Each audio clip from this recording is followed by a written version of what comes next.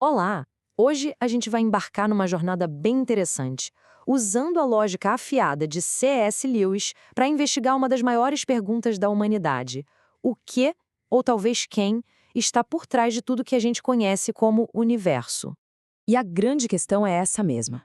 Será que o universo, com toda a sua complexidade, é só um grande acidente cósmico? Uma sequência de eventos aleatórios sem nenhum propósito? Ou, quem sabe, existe algo mais, uma intenção, uma mente por trás de tudo isso? Basicamente, desde que o ser humano começou a pensar sobre essas coisas, duas grandes respostas surgiram e continuam competindo pela nossa atenção. Vamos dar uma olhada em cada uma delas. De um lado, a gente tem a visão que chamam de materialista. A ideia é que a matéria e o espaço simplesmente existem. E aí, num golpe de sorte incrível, uma chance em 1 milhão, a vida surgiu. E nós, seres humanos que pensamos, somos só um resultado aleatório disso tudo. Do outro lado, tem a visão religiosa. Ela diz que por trás de tudo existe uma consciência, uma mente que criou o universo de propósito, com a intenção de gerar seres que também tivessem mentes. E aqui tem um ponto bem importante que o Lewis faz questão de destacar. Não é que uma ideia antiga foi substituída por uma nova, mais moderna. Não, não. Essas duas visões sempre estiveram aí, lado a lado, coexistindo e competindo pela nossa crença ao longo de toda a história. Tá, mas e aí? Como é que a gente decide entre essas duas visões? Que ferramenta a gente usa para descobrir a verdade? Bom, isso nos leva a pensar sobre os limites da nossa principal ferramenta de conhecimento, a ciência. A pergunta que todo mundo faz é: ué, mas a ciência não pode simplesmente resolver isso? Ela não consegue provar qual das duas visões é a correta? Então, segundo Lewis, não exatamente. A ciência é fantástica no que faz, que é observar como as coisas se comportam, fazer medições, experimentos. Ela descreve o processo, o como as coisas funcionam. Mas a pergunta do porquê existe um universo para a gente observar, bom, isso está fora do alcance dela. Pensa assim, ó. A ciência é como uma pessoa que estuda uma casa, mas só pelo lado de fora.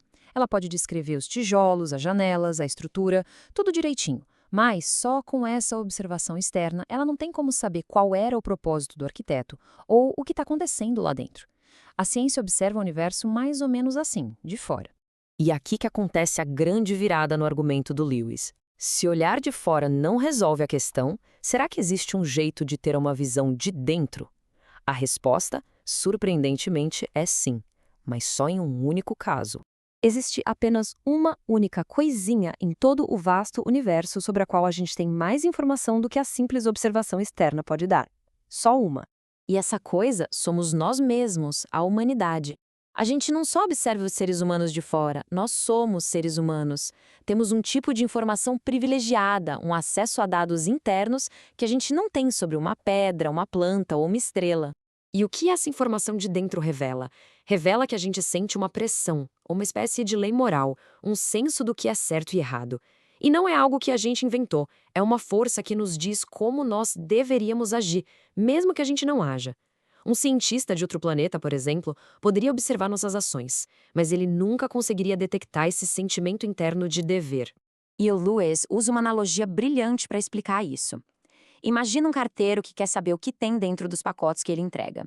Ele não pode sair abrindo a correspondência dos outros, claro, mas ele pode abrir os pacotes que são endereçados a ele. Se nos pacotes dele tem cartas, ele pode supor que nos outros pacotes provavelmente também tem cartas.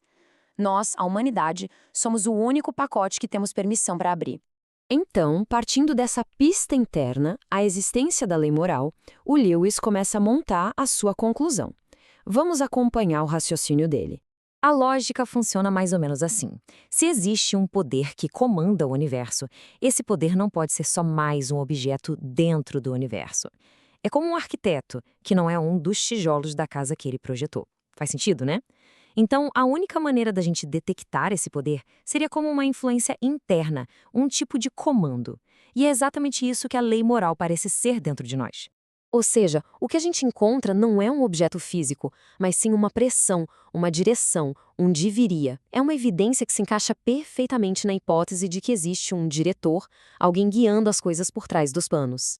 E vamos pensar, se existe uma força que dá instruções e leis, o que ela seria? Um pedaço de matéria não dá ordens. A única coisa que a gente conhece que é capaz de criar leis, propósito e moralidade é uma mente.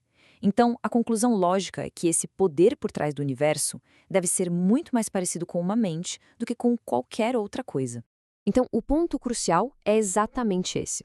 Se a gente partir da única evidência interna que a gente tem, que é a nossa consciência sobre a lei moral, a conclusão mais razoável não é um universo de acaso cego, mas sim um universo que tem por trás de tudo um diretor, um guia, um legislador.